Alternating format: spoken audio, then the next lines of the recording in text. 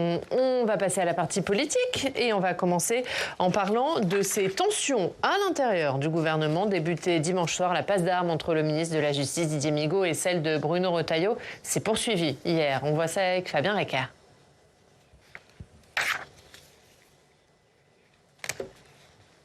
En visite à la prison de la Santé, le garde des Sceaux a répondu au ministre de l'Intérieur par micro interposé.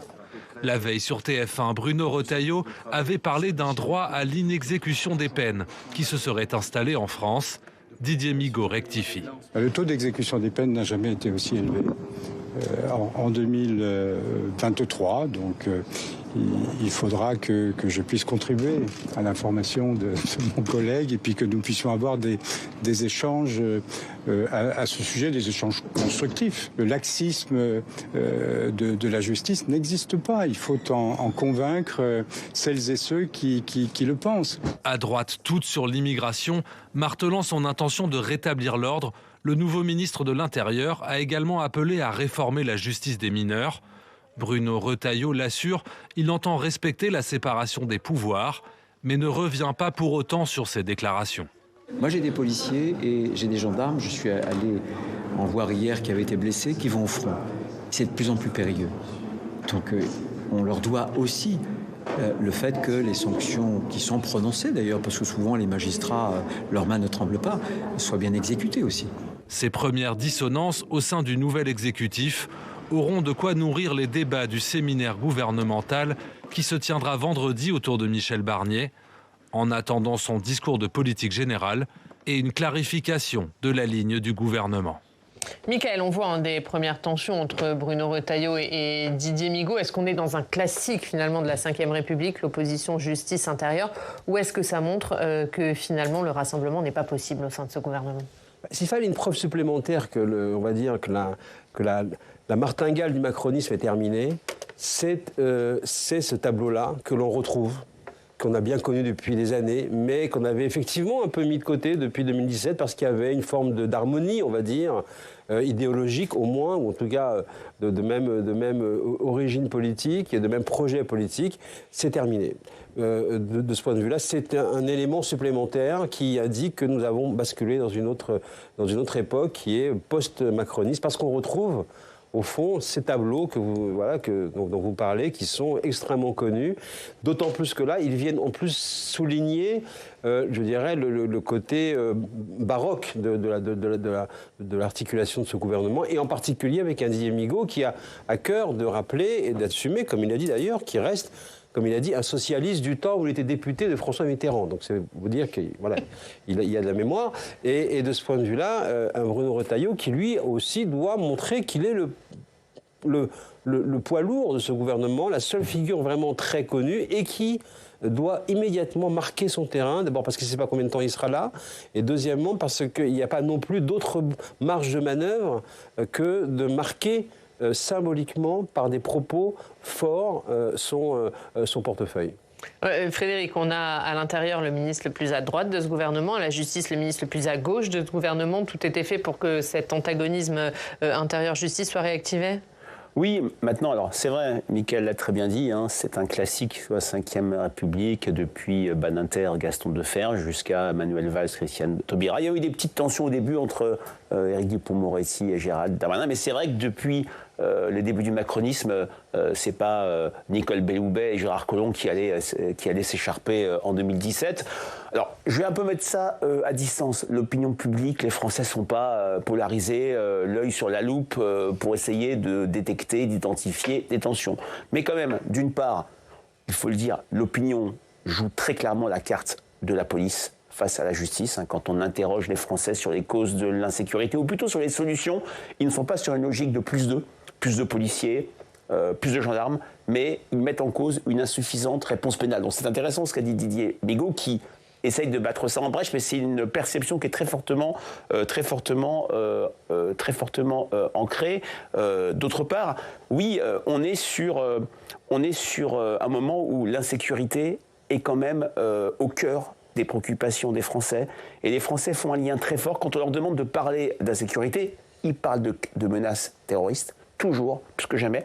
Et quand on leur fait parler de faits d'insécurité, il y a bien sûr des faits divers affreux, mais ils mettent souvent en cause, quand ils parlent du profil des victimes, des personnes qui sont dépositaires d'une part de l'autorité de l'État. Un gendarme, un élu, cet agent municipal à Grenoble. Donc s'il y a un lien entre l'impuissance de l'État et la question de l'insécurité, de ce point de vue-là, l'opinion va plutôt suivre Bruno Retailleau, mais c'est vrai, un gouvernement si fragile en termes d'assises parlementaires, il ne faudrait pas que ces couacs, on appelait ça comme ça, sous Nicolas Sarkozy, sous François Hollande, Cécile Duflot, Emmanuel Valls, pour parler d'autres tensions passées, deviennent une sorte de grille de lecture de l'action de ce gouvernement. Ce n'est pas le cas du tout. J'ai envie de dire, la pièce n'a pas commencé du tout. C'est le 1er octobre. Ça va commencer avec la déclaration de politique générale du chef du gouvernement. Mais est-ce que quand même, c'est ce petit quoi qui marque la réactivation du clivage droite-gauche et donc la fin du macronisme?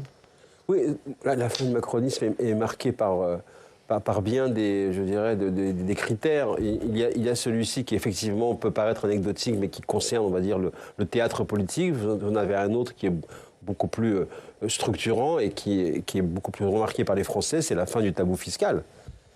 Pas de hausse d'impôts depuis 2017. À peine Michel Barnier arrive au gouvernement, à la tête du gouvernement, et voilà qu'immédiatement, déclaration prudente par déclaration prudente, on a compris de plus en plus clairement qu'effectivement, on va aller vers une certaine hausse de la fiscalité. Donc ça, c'est aussi le fait qu'on est passé dans une autre époque, sans parler de tous ceux qui sont sur l'épaule de Michel Barnier, qui a les épaules larges, de Gabriel Attal à Marine Le Pen. Ouais, on va évidemment en reparler. On va continuer sur les questions de sécurité, d'immigration sur la ligne impulsée par Bruno Retailleau. Steve, en matière d'immigration, Bruno Retailleau, il a tout de suite promis de serrer les boulons. Oui, mais pourra-t-il vraiment le faire? Est-ce qu'on n'est pas là en pleine communication gouvernementale? Lui assure que non. Il dit vouloir s'attaquer à ce qu'il appelle l'immigration massive. Pour cela, il affirme qu'il utilisera son pouvoir réglementaire. Comment, très précisément? Il est encore en réflexion, visiblement. Écoutez-le. C'est un point que je suis en train d'étudier. J'ai demandé à mes équipes d'étudier dans chaque domaine d'ailleurs, que ce soit sur l'ordre public ou l'immigration, le levier réglementaire qui est le plus simple. Il ne suppose pas de passer par les assemblées. Jusqu'où on peut aller, dans quel domaine, etc. Donc je suis en train d'expertiser, mais je ne m'interdis aucun levier. Très concrètement, sans loi, qu'est-ce que peut faire un ministre de l'Intérieur en matière d'immigration? Expulsion, interdiction de territoire. Voilà les deux volets sur lesquels Bruno Retailleau va vouloir agir. Le ministre de l'Intérieur a en effet le pouvoir de prendre des arrêtés d'interdiction administrative de territoire. Il peut aussi renforcer les conditions d'exécution des obligations de quitter le territoire, les fameuses OQTF. C'est un sujet sur lequel Bruno Retailleau a beaucoup insisté ces derniers mois et encore au début de semaine après sa domination. La France n'applique pas suffisamment les OQTF qu'elle prononce elle-même. On est sous la barre des 10%. Bruno Retailleau n'a pas donné d'objectif chiffré, mais il est attendu au tournant sur ce sujet. Autre pouvoir du ministre de l'Éducation, la délivrance des titres de séjour par voie de décret ou par arrêté. Il a le pouvoir d'ajuster les modalités d'obtention de ces documents en ajoutant par exemple des critères ou en durcissant les conditions, par exemple en matière de maîtrise de la langue française. Très clairement dans le viseur de Bruno Retailleau, il y a la circulaire dite Valls qui permet de régulariser chaque année environ 30 000 personnes. Le Sénat avait d'ailleurs voté en décembre dernier pour le durcissement de cette circulaire en imposant des conditions drastiques à la régularisation. On sait que Bruno Retailleau est aussi en faveur du retour du délai de 6 jours irrégulier supprimé par François Hollande. Mais pour ça, il devra passer par la loi. Et puis enfin, Bruno Retailleau va pouvoir, par circulaire, donner des consignes aux préfets et aux agents en charge de l'immigration. Le ministre de l'Intérieur peut transmettre des indications sur la manière de traiter les demandes de régularisation ou de reconduite à la frontière, et il compte bien utiliser ce pouvoir. Écoutez-le. Je vais réunir une dizaine de préfets des départements qui sont les plus concernés dans quelques jours. Je veux que les préfets me disent quels sont les obstacles qu'ils rencontrent, les trous qui sont dans la raquette. À noter, Oriane, que tous ces actes pris par le ministre de l'Intérieur peuvent être contestés devant le Conseil d'État. On attend maintenant de voir s'il y aura une nouvelle loi immigration. Bruno Retailleau a dit qu'il ne se l'interdisait pas. Il faut dire que depuis 50 ans, peu de ministres de l'Intérieur se l'interdisent. L'immigration, c'est 118 textes depuis 1945. Est-ce que les Français attendent une nouvelle loi immigration ou tout du moins d'autres mesures plus dures sur l'immigration ou pas, Frédéric? Ils sont moins sur une loi, sur un dispositif législatif que sur une logique d'efficacité. Je pense que l'opinion publique va suivre Bruno Retailleau, notamment sur les OQTF. Le chiffre de 10% est quand même connu. Et là, quand je parlais d'impuissance de l'État, on se souvient de l'Aquarius et d'une 150aine de migrants qui s'étaient évaporés dans la nature à Marseille il y a quelques mois. Gérald Darmanin avait essayé d'agir là-dessus. Rappelez-vous, sur son compte X, Twitter, tous les jours ou presque, il identifiait, sans les citer bien sûr, les personnes qui faisaient preuve d'une mesure de reconduite, d'expulsion, de reconduite à la frontière. Il faut bien se dire que l'immigration, c'est un sujet sur lequel le clivage gauche-droite s'est littéralement effondré. Il y a bien sûr des nuances, mais au moment du projet de loi sur l'immigration, dans une enquête de l'IFOP il y a presque un an, on avait 3/4 des sympathisants de gauche qui étaient favorables à l'expulsion de délinquants étrangers multirécidivistes et en même temps, en parallèle, 2/3 de sympathisants LR qui étaient favorables au cas par cas à la régularisation de sans-papiers pour des métiers en tension. C'est un sujet où le clivage gauche-droite s'est effondré. C'est un sujet qui n'est plus un sujet étanche. Le lien sécurité-immigration, les Français le font majoritairement. On est loin de l'époque Jean-Marie Le Pen où c'était des sympathisants FN qui étaient les seuls à faire ce lien-là. Et clairement, les Français, sans que ce soit une préoccupation majeure, on reste sur le quatuor santé, éducation, pouvoir d'achat, sécurité, veulent une action rapide. Et c'est vrai que Bruno Retailleau est le ministre, vous l'avez dit, le plus connu, ou presque, de ce gouvernement. Il essaie d'incarner très vite la fonction, d'aller beaucoup sur le terrain, de faire du Sarkozy 2002-2007, si je puis dire. Mais il va être vraiment attendu sur les résultats. Et il n'y a pas pire pour un ministre de l'Intérieur du sentiment du ressenti d'un décalage entre des paroles martiales et fortes et l'absence de résultats. Il joue gros, Bruno Retailleau, pour lui-même et pour les LR? Il joue déjà, effectivement, d'abord pour son propre parcours, parce qu'il doit effectivement montrer qu'il n'a pas été, il n'aura pas été inefficace. On verra combien de temps il restera à ce poste.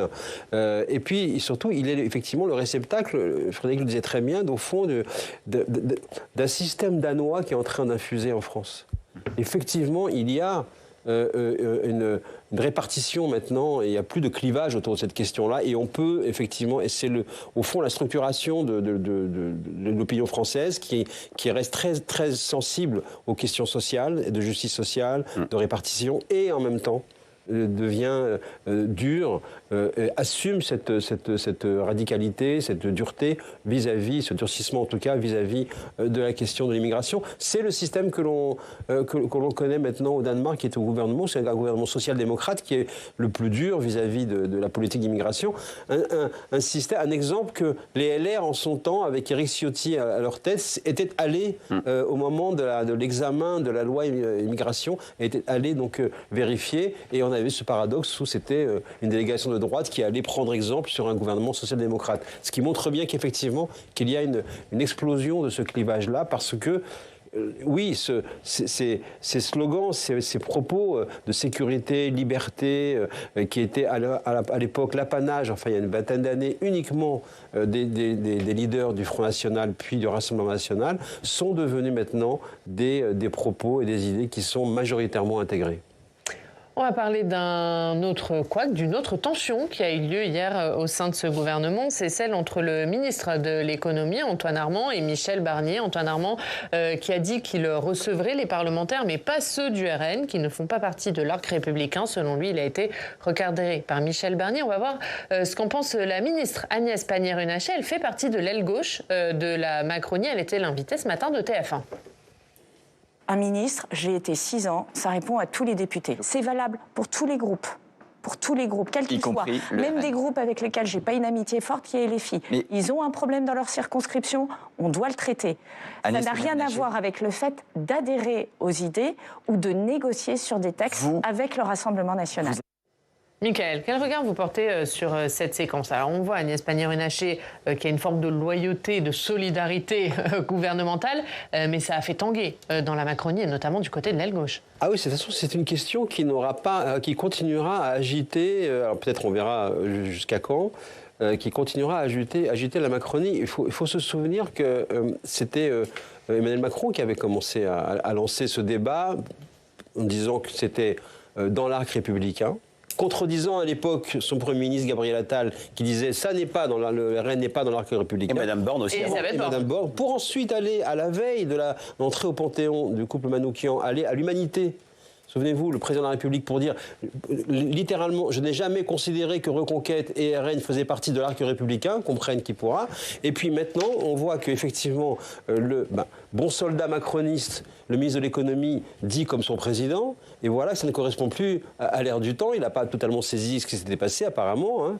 Et donc Michel Barnier récupère le recadre parce qu'il y a eu effectivement une protestation officielle d'une Marine Le Pen qui a rappelé un accord un peu officieux qui est passé au moment après la dissolution via le conseiller officieux du président de la République, Thierry Solère, où là, il y a eu une rencontre entre Thierry Solère et Marine Le Pen et effectivement, un pacte était passé de non-agression, on va dire, et de respect général. Elle a rappelé très publiquement, donc au bon souvenir, le Premier ministre à cet accord-là, qui lui s'est empressé d'y répondre. Clairement, effectivement, je le disais, c'est avec Gabriel Attal, c'est un des éléments de pression sur le gouvernement, sur Michel Barnier. On verra dans quelle mesure ça aura sa réalité pour le discours de politique générale. Oui, là aussi, je mettrais à distance l'impact sur l'opinion publique qui n'est pas polarisée. J'ai rarement vu dans une enquête où les Français s'expriment spontanément le terme arc républicain apparaître, mais la jeunesse de ce gouvernement, c'est le résultat des élections législatives, la rectification au second tour anti-RN, c'est-à-dire le front républicain. Maintenant, voilà, il y a quand même l'idée chez beaucoup de Français, c'était une enquête IFOP fiduciale pour LCI Sud Radio, que LFI est moins attaché aux valeurs démocratiques et inquiète plus que le Rassemblement national. Là où cette affaire pourrait être une sorte de poison lent, c'est que, comme l'a dit Mickaël, si le NFP et le RN baissent le pouce, le gouvernement tombe. Marine Le Pen fait comprendre qu'elle ne baissera pas le pouce tout de suite. Elle avait dit, soyons très prudents, qu'elle ne bougerait pas sur le projet de loi immigration. C'est pas ce qui s'est passé à l'Assemblée nationale, mais le coup de fil assez rapide de Michel Barnier à Marine Le Pen, s'il a vraiment eu lieu, je crois qu'il a été plus ou moins démenti. Bon, en tout cas, ce coup de fil peut donner l'impression à des opposants à ce nouveau gouvernement qu'il est pas sous la main, mais qu'il est sous surveillance de Marine Le Pen et des députés du Rassemblement national. Mais tout ça vient de ce rapport de force électorale, de cette chambre introuvable, où voilà, la majorité reste introuvable. Même si, quand on regarde tous les députés qui sont potentiellement en soutien de ce gouvernement, on arrive à 220, 230, donc plus que le nouveau Front populaire. Oui, et c'est également une manière pour Marine Le Pen de scénographier le fait elle a besoin de temps.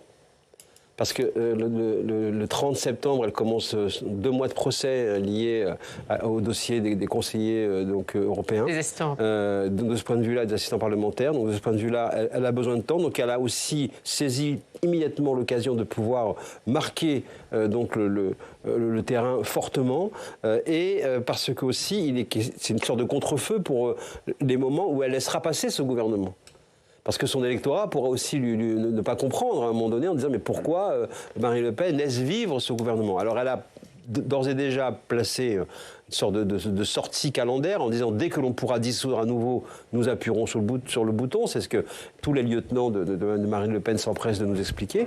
Mais là, elle a saisi vraiment la balle au bon parce qu'elle s'est dit voilà, je vais pouvoir montrer aussi à l'opinion, à mon électorat, que je suis là très très présente parce que peut-être le sera-t-elle moins dans les temps à venir. Mais quel regard ils ont les Français? On se souvient, il y a eu ce front républicain aux législatives. Est-ce qu'aujourd'hui, ils considèrent que les députés du Rassemblement national sont des députés comme les autres? C'est ce que dit par exemple ce matin Gérard Larcher. Je pense qu'ils sont sur cette logique-là. Ça n'empêche pas, bien sûr, on a vu l'opposition au RN dans de très très nombreuses circonscriptions, le fait de passer de 350 triangulaires à peine 100.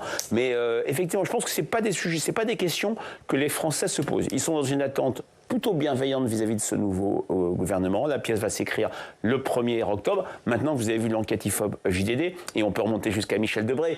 Michel Barnier est le Premier ministre qui a le plus une majorité de personnes mécontentes à ses débuts. Ça n'est jamais arrivé. On est sur de l'inédit total, compte tenu, je le répète, des conditions de son arrivée à Matignon, même si c'est assez frappant de voir que les critiques à son égard, même chez les sympathisants du RN, lui sont moins adressés ce procès en illégitimité, le sentiment qu'il y a un déni de démocratie quand il y a 19 millions d'électeurs, ceux du NFP et ceux du RN qui ont le sentiment de ne pas être représentés, sont plutôt adressés à Emmanuel Macron. Les Français sont très cohérents et, j'ai envie de dire, simples. Ils restent sur l'acte lourd de la dissolution qu'ils n'ont toujours pas compris.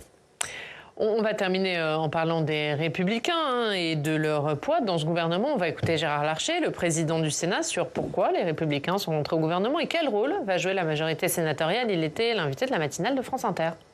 Nous avions en fait 3 options.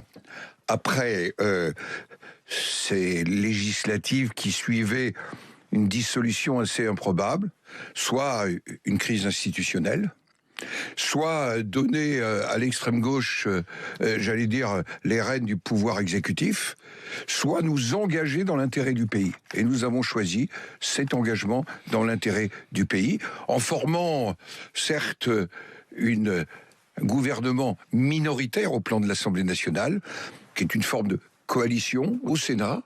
Il y a une majorité sénatoriale qui va soutenir ce gouvernement à la manière de la majorité sénatoriale, c'est-à-dire un vrai soutien, un vrai travail de fond, mais en même temps une liberté de ton. Voilà, on dirait du Édouard Philippe, loyal mais libre.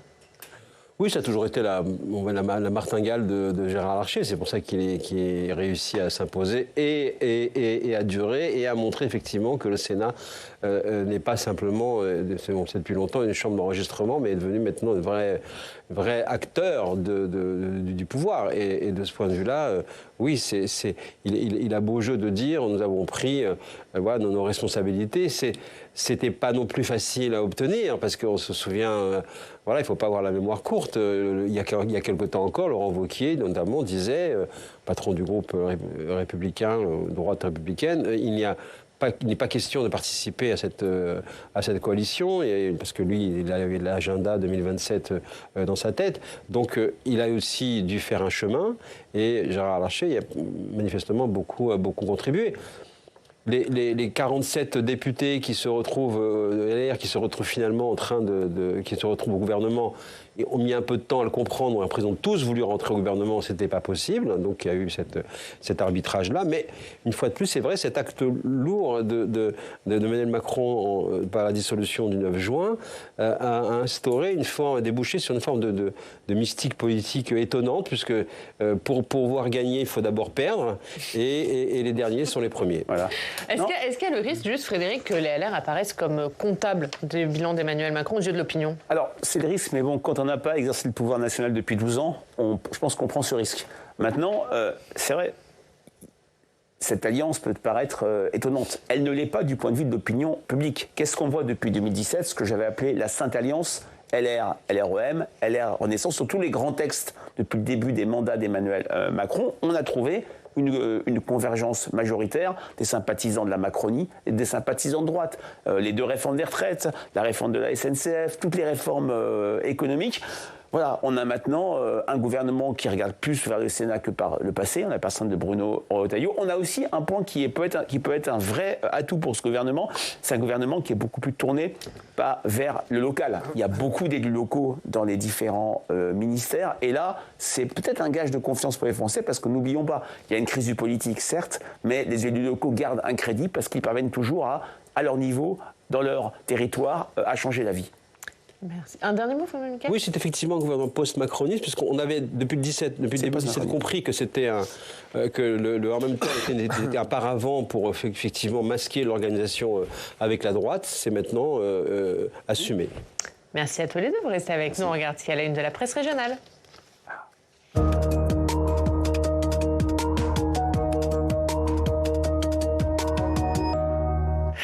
Et à la une de la presse régionale ce matin, Steve, c'est d'abord le Liban. Oui, le Liban entre deux feux, c'est le titre de Midi Libre. Ce matin, Israël et le Hezbollah s'affrontent à la frontière et des milliers de Libanais fuient leur maison pour se réfugier dans le centre du pays. En miroir, des dizaines de milliers d'Israéliens sont toujours empêchés de rentrer chez eux dans le nord du pays où les roquettes et missiles du Hezbollah s'abattent quotidiennement. L'Occident appelle à la désescalade dans la région. Dans l'actualité également, le cri des parents. C'est à la une de Corse ce matin qui consacre un gros dossier au harcèlement harcèlement scolaire. Le journal est allé à la rencontre des familles. On parle souvent des enfants, beaucoup moins des parents qui ont un enfant harcelé. Ils témoignent dans les pages de Corse Matin qui rappellent ce chiffre. 5% des écoliers du CE2 au CM2 sont considérés comme des victimes du harcèlement. Le périph' à 50 ? La mairie de Paris donne peut-être des idées aux autres communes. Regardez la une de la Dépêche du Midi qui nous dit que la rocade toulousaine pourrait suivre la capitale. Anne Hidalgo a décidé que la vitesse du périphérique sera bientôt réduite à 50 km/h. Mauvaise idée, nous dit Jean-Luc Moudingue dans les pages du journal. Pas question à Toulouse de baisser la vitesse du périph'. La vitesse est déjà réduite. Pas la peine d'en rajouter, c'est une folie. Hidalguesque, affirme le maire de Toulouse. Mais dans la ville rôle, c'est l'État qui est décisionnaire. C'est lui qui gère le périphérique. Si jamais l'idée était mise en œuvre par le gouvernement, Jean-Luc Moudingue déclare qu'il la combattra de toutes ses forces. On parle du sanglier. Il y en a marre, c'est ça ? Il y en a marre du sanglier. Il n'y a plus de limite. En Bretagne, il est presque chez lui. La presse d'Armor fait sa une avec un beau petit sanglier qu'on va voir. Voilà.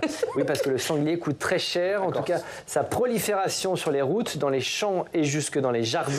À Plouriveau, le président de la société de chasse reçoit 20 appels d'agriculteurs par jour. Ils sont exaspérés. C'est de la folie, c'est une invasion, déclare Fabrice au journal. D'autant plus qu'ils ne respectent pas le code de la route. De nombreux automobilistes témoignent en avoir vu, voire pire. Certains en ont percuté, c'est à lire dans la presse d'Armor. Oriane. Pas de foot aujourd'hui. Ben non. Non, l'OM n'a pas joué. Bon, faudra revenir lundi. Merci beaucoup, merci Steve pour cette revue de presse. Frédéric, on parle de votre livre sorti il y a quelques jours. Parlons-nous tous la même langue. Comment les imaginaires transforment la France ? Un petit mot ? Oui, un petit mot. Allez-y. Un livre qui montre sur beaucoup de sujets, au-delà du clivage gauche-droite qui s'est beaucoup distendu, c'est ce dont on vient de parler. On voit qu'il y a beaucoup de communs, d'imaginaires communs entre les Français, même si l'imaginaire majeur, ça reste le déclin du pays, d'où cette crise politique. Merci Frédéric. Merci. Merci beaucoup Mickaël. Merci évidemment. C'est noté. À très vite dans cette émission. Merci Steve. Merci à tous de nous avoir suivis.